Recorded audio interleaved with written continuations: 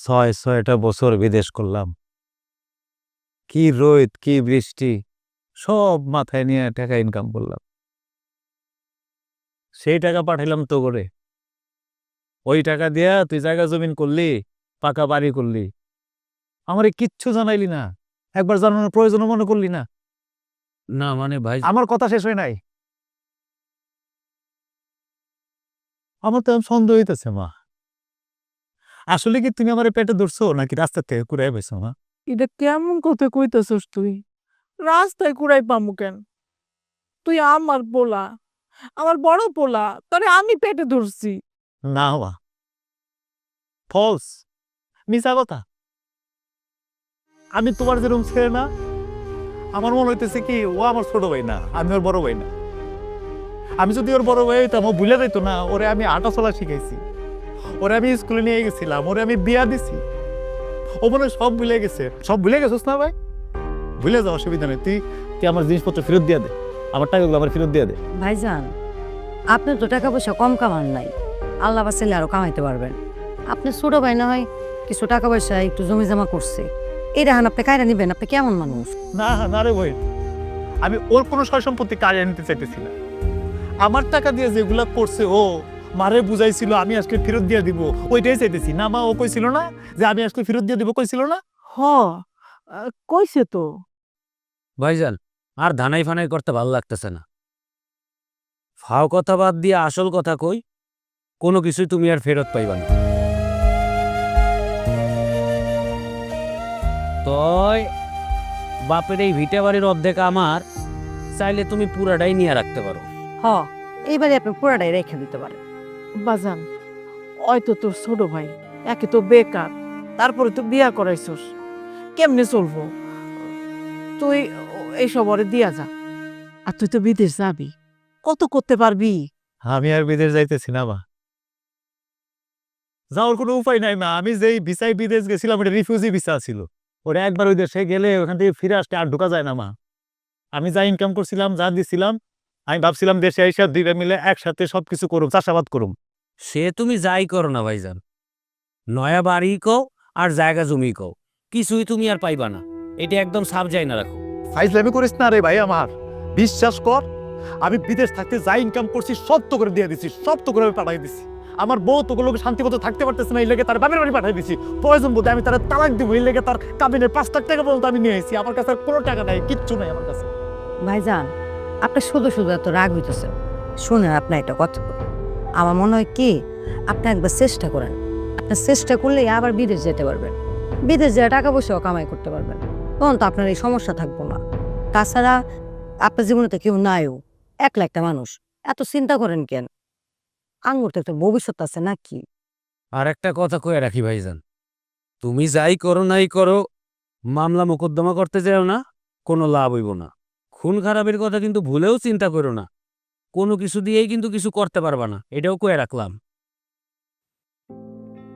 বাহ, সুন্দর কথা কইছিস রে ভাই। গত 6টা বছর আমি বিদেশ করছি। 6 বছরের মধ্যে আমি 12টা ঈদ পাইছি। এই 12 ঈদে নামাজটা পড়ার পরে আমার আশেপাশে আর কেউ নাই, আমার ফ্যামিলি মেম্বার কেউ নাই, ঘরের মধ্যে বসে বসে কাঁদছি, রুমে একলা একলা কাঁদছি রে ভাই। মারাতের খাওয়ান খাইতে খুব ইচ্ছা করতো, শৈল মাছের বোনা, টাকি মাছের ভর্তা, ট্যাংরা মাছের ঝোল, আর একটু শুটকি ভর্তা খাইতে খুব মন চাইতো বিদেশ বাড়িতে। রাঁধতে পারি না, এরপরও চেষ্টা করছি, কোনোদিন তো রাঁধি নাই রে। জানতে যাই হাত মাত পড়ছি, চলে গেছি, খাইতে পারি না। আমার কথা বলা করছি, জ্বর হয়েছে, কাইতে পড়ে রয়েছি, কামছি খালি, তো করে কাউরে কই নাই। কাউরে কইছিলাম আমার জ্বর হয়েছে মা, তোমরা কষ্ট হইবে দেখে আমি কোনো সময় কাউরে কিছু কই নাই। তুমগো কথা চিন্তা করে আমি বিদেশ থেকে চলে এসেছি। ভাবছি কিছু টাকা তো পাঠাইছি, জমি জমা যেহেতু হয়েছে, আমগো সয় সম্পত্তি কিছু হয়েছে, এবার 2 ভাই মিলা আমগো কয়জন মানুষ আরাম করে আমরা পার করে দিব। কিন্তু দেখলাম কি, আইসা কি দেখতেছি, মা তুমি তুমি না আমার মা, তুমি পারলা আমার এরকম ধোকা দিতে পারলা, আমার সাথে এরকম বেমানি করতে পারলা তোমরা সবাই মিলা, হ্যাঁ? আর আমার ছোট ভাই তুমি কি কইলা? আমার পোলা ভাই নাই? হ, আমার সন্তান নাই। আমি তুম করে আপন মনে করছিলাম, তুম করে আপন মনে করছিলাম। আর তুই কি কইলি ভাই? মামলা মোকদ্দমা মারামারি আমি তোর লোকে করুক? তোর লোকে? তুই ভুলে গেছস?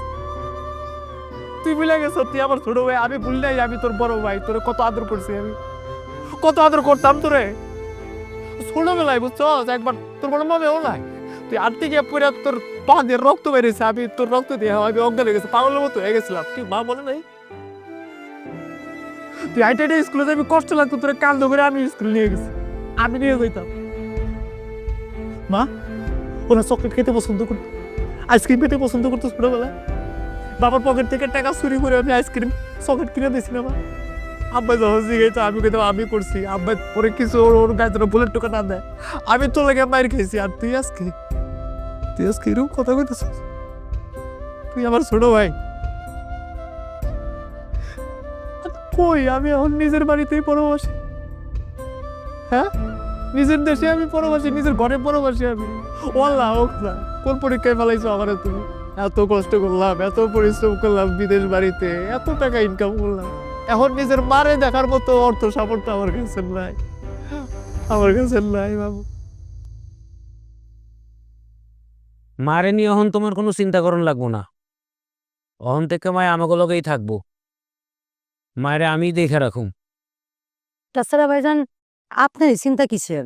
একলা মানুষ, আপনার কাজটা হওয়ার আগ পর্যন্ত আঙ্গুর সাথেই খায়েন, সমস্যা নেই। তোমাকে আল্লাহর দোহাই লাগে, আর একটা মিনিট আমার সামনে থাইকো না। তোমরা এখান থেকে বাইরে যাও, আমার চোখের সামনে থেকে চলে যাও গেলাম।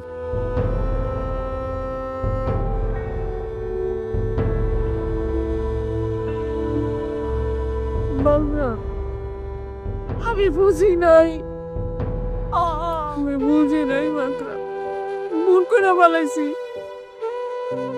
ভুল করে ফেলাইছি, আমি বুঝতে পারি নাই আল্লাহ যেমন করবে, বুঝতে পারি নাই, ভুল করে ফেলাইছি তো।